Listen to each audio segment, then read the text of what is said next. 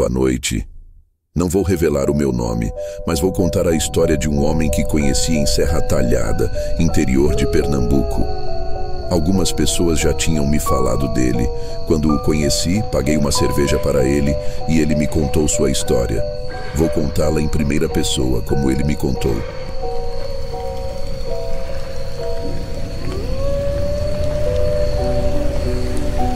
Eu vi o que ninguém acreditaria. Aquilo que me persegue até hoje nos meus pesadelos não era um bicho comum, era coisa do inferno, um lobisomem de verdade. E eu quase fui arrastado por ele para o meio do mato naquela noite maldita. Se não fosse pela sorte ou por Deus, eu não estaria aqui contando isso. Me chamo Severino, tenho 52 anos, nascido e criado no sertão de Serra Talhada, Pernambuco. A vida aqui é dura, mas honesta. Sou peão desde menino. Já lidei com de tudo nessa terra rachada pelo sol. Seca, fome, bicho brabo, assombração de beira de estrada. Mas o que aconteceu naquela fazenda do seu Arlindo foi diferente de tudo que já vi. O rebanho começou a ser atacado no final de julho. Toda semana, pelo menos uma ou duas cabeças de gado apareciam mortas, dilaceradas, jogadas no chão como se um trator tivesse passado por cima. No começo, a gente achou que era onça, mas não tinha rastro, nenhuma pegada, nenhum vestígio, só o cheiro. Aquele cheiro horrível que parecia um misto de sangue podre com enxofre. E não era só isso. Os cachorros da fazenda, que sempre latiam para qualquer coisa, começaram a se esconder à noite. Um deles desapareceu. O outro foi encontrado morto perto do galinheiro, com o pescoço torcido de um jeito que nenhum animal normal faria. Começou uma tensão entre a gente. Os peões já estavam dormindo de luz acesa. Um dos meninos, o Damião, jurou que viu uma sombra peluda andando no curral de madrugada. A gente riu dele na hora. Mas no fundo, todo mundo ficou com a pulga atrás da orelha. O seu Arlindo, patrão antigo, homem bruto, ateu convicto, resolveu que era hora de tomar uma atitude.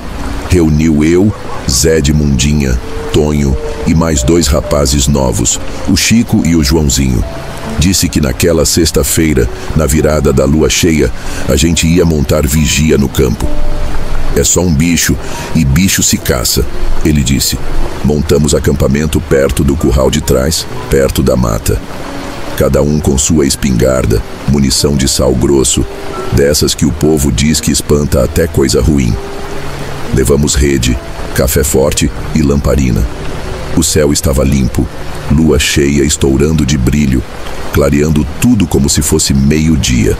Começou tudo calmo, a gente ria, contava causos, cochilava um pouco, mas lá pelas 2 da manhã, tudo mudou. O primeiro sinal foi o silêncio. Sabe quando o mundo simplesmente para? Nem vento, nem grilo, nem coruja. O gado começou a se mover inquieto, mugindo baixo, como se sentissem que algo se aproximava. Foi então que ouvimos um uivo, longe, mas poderoso. Soava como um eco vindo do fundo da terra. Ficamos parados. Ninguém falava nada. Só o estalo da lenha queimando. De repente, os cavalos amarrados começaram a se debater, puxando as cordas com força. Um deles se soltou e correu para dentro da mata, como se fugisse de uma coisa invisível.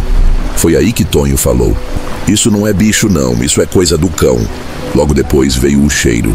Forte, penetrante, sangue, podre e um azedo enjoado. Um cheiro que parece que entra pelo nariz e vai direto para o estômago.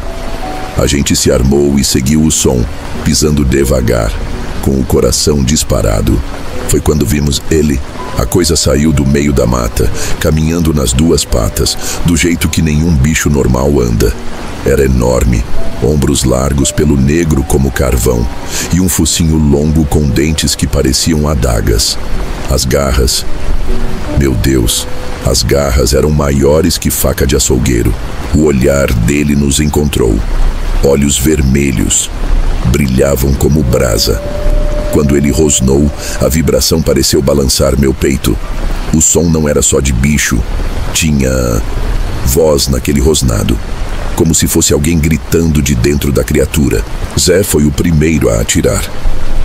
A bala pegou de raspão, mas só fez o bicho ficar mais furioso. Ele deu um salto, um pulo de mais de 4 metros, e caiu em cima do Zé.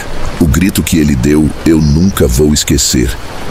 Foi um som que não era humano. Os ossos do Zé estalaram como galho seco. A carne foi rasgada e o sangue jorrou como se tivesse aberto uma represa. A gente correu. Tonho atirava para trás, mas o lobisomem desviava rápido como o vento. O Chico tropeçou numa raiz e caiu. Eu olhei para trás só por um segundo. Vi ele sendo puxado pelo pé, arrastado para o mato. Depois disso, só ouvi o silêncio. Eu, Tonho e Joãozinho conseguimos chegar no paiol velho. Trancamos a porta com um pedaço de madeira e nos escondemos ali dentro. O bicho bateu na porta. Arranhava as paredes com força. O telhado tremia, a madeira rangia. A gente ouvia a respiração dele, pesada, quente, do lado de fora. Joãozinho rezava baixinho, suando, tremendo como vara verde.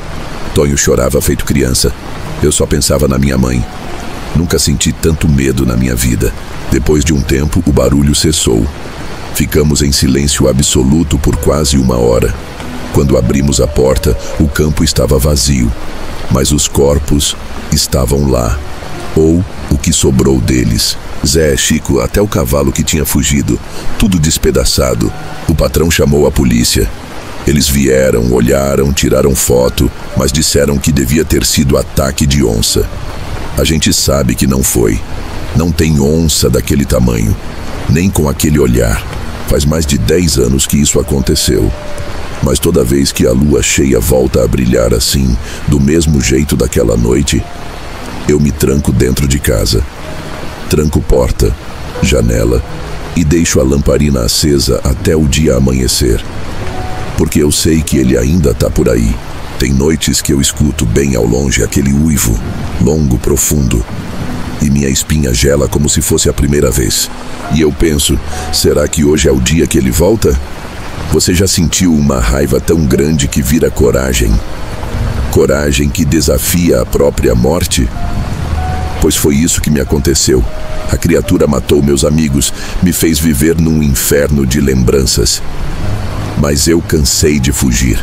Eu fiz uma promessa olhando nos olhos do defunto do Tonho. Eu ia caçar aquele monstro, nem que fosse a última coisa que eu fizesse. Depois daquela noite maldita, eu tentei seguir a vida. Mas como, né? Como é que se dorme depois de ver um amigo sendo rasgado como papel? O cheiro do sangue ainda estava preso nas minhas narinas. O grito do Chico ecoava na minha cabeça toda vez que eu fechava os olhos. Eu comecei a beber, não por gosto, por desespero. A pinga era o único jeito de calar a lembrança, mas nem isso adiantava mais. Eu sabia que aquela coisa ainda estava viva, e se estivesse viva, podia ser morta. Foi aí que eu decidi. Fui até o povo velho, aqueles que vivem afastado, no meio do mato, que ainda fazem reza braba, benze quebranto e conhecem coisa que não se escreve em livro nenhum. Encontrei a dona Normélia, curandeira que morava no sopé da Serra do Pajeú. Quando contei o que vi, ela não me chamou de louco. Pelo contrário, só disse: "Você mexeu com o que não devia. Agora tem sangue entre vocês dois e só um vai sobreviver." Ela me deu um rosário feito de dente de anta, umas garrafas com umas ervas que ardiam no nariz e disse que eu ia precisar de prata. Prata de verdade. Ela repetiu: "Bala moldada em fé." Foi o único jeito que ela disse que podia me ajudar. Passei dias caçando informação. Fui até Triunfo, Carnaíba, Flores, perguntando pelos arredores sobre aparições, ataques a rebanhos, gritos na mata. A maioria ria de mim, mas sempre tinha um ou outro que desviava o olhar, engolia seco e só dizia: "Por aqui também apareceu coisa estranha." Recolhi relatos, montei um mapa de ataques e percebi uma coisa: os eventos se repetiam sempre na mesma fase da lua, de 7 em 7 meses. Era cíclico, e o próximo ciclo estava para chegar. Voltei para a fazenda do seu Arlindo. Ele já não morava mais lá. Vendeu tudo depois da tragédia. A casa estava abandonada, mas o campo ainda guardava os rastros. Me instalei ali mesmo, montei armadilhas, cavei buracos, posicionei cordas com sinos, deixei pedaços de carne podre como isca. E mais importante, levei minha espingarda com o cano reforçado e bala de prata pura que eu mesmo mandei fazer em Juazeiro. Mas mesmo preparado, nada podia ter me deixado pronto para o que estava por vir. Na terceira noite de lua cheia, algo finalmente aconteceu. Era quase meia-noite quando ouvi o primeiro sino tilintar. Fraco, mas nítido, depois outro. A sequência, um movimento calculado. Não era um bicho comum. Aquilo era ele. Fiquei de tocaia, deitado no chão, com a arma engatilhada e o dedo tremendo no gatilho. O suor escorria frio nas costas. O mato farfalhava. Um barulho grave, como respiração pesada, se aproximava devagar. Foi então que vi, entre as árvores, aquela silhueta alta, disforme, os olhos acesos. O lobisomem, mas dessa vez ele parecia diferente, mais feroz, mais alerta, como se soubesse que eu estava ali, como se estivesse esperando por mim. Ele parou diante de um dos buracos que cavei, mas não caiu. Desviou com facilidade. O cheiro de carne crua parecia excitá-lo, e quando ele abriu a boca, eu vi os dentes pingando de baba, como se estivesse salivando. Eu me levantei devagar, mirei no peito dele e atirei. A bala pegou. A prata queimou o pelo dele e ele urrou como se 1000 almas estivessem gritando ao mesmo tempo. Caiu de joelhos, mas não morreu. Ao contrário, parece que aquilo só o deixou mais furioso. Ele avançou, rápido. Desviei por pouco. Senti a garra dele rasgar minha camisa e pegar de leve no meu ombro. A dor foi como ferro quente entrando na carne. Corri.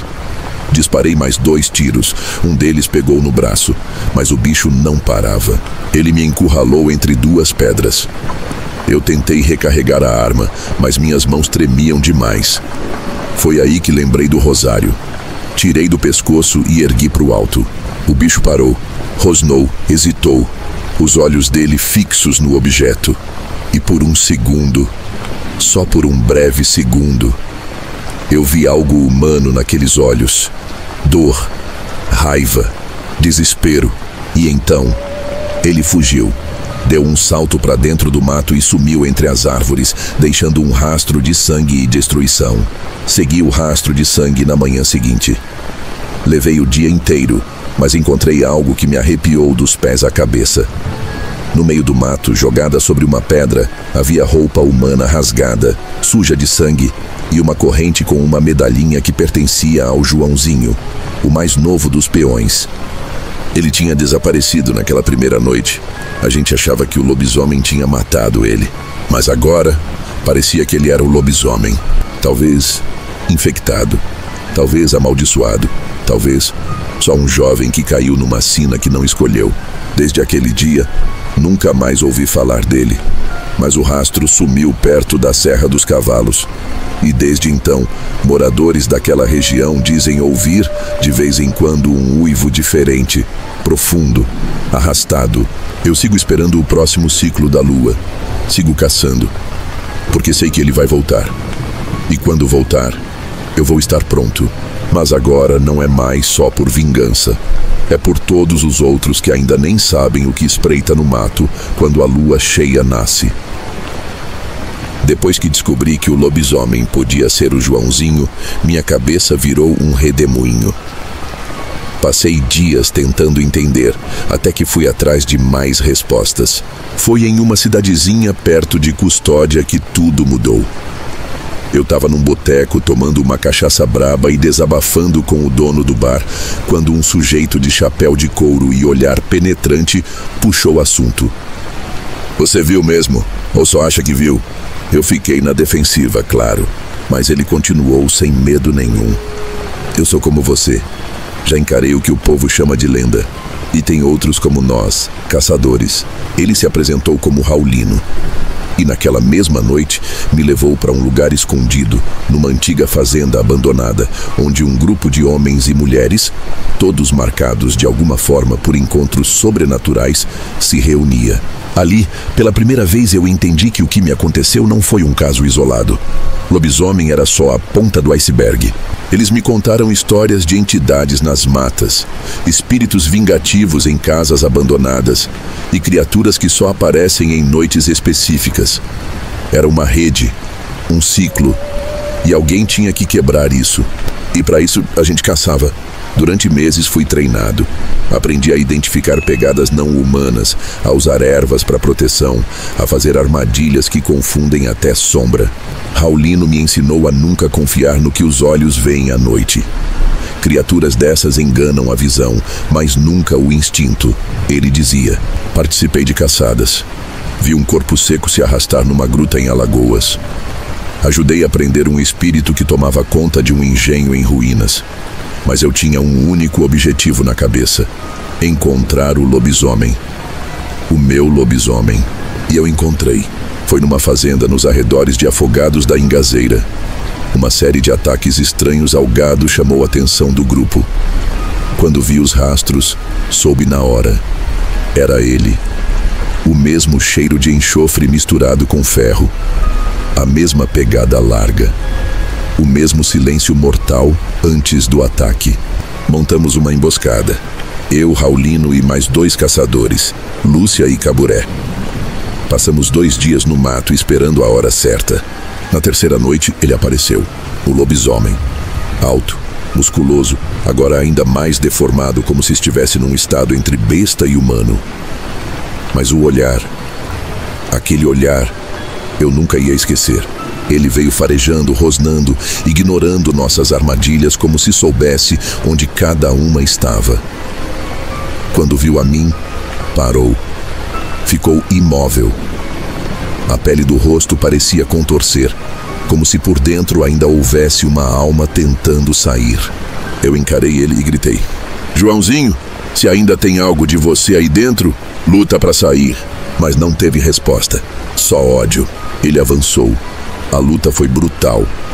Raulino tentou atingir com uma faca de prata, mas foi arremessado longe. Caburé usou uma rede de couro bendito para prender as patas, mas o bicho rasgou como papel. Lúcia atirou com uma escopeta de sal grosso. Isso deu uma abertura. E foi aí que eu corri.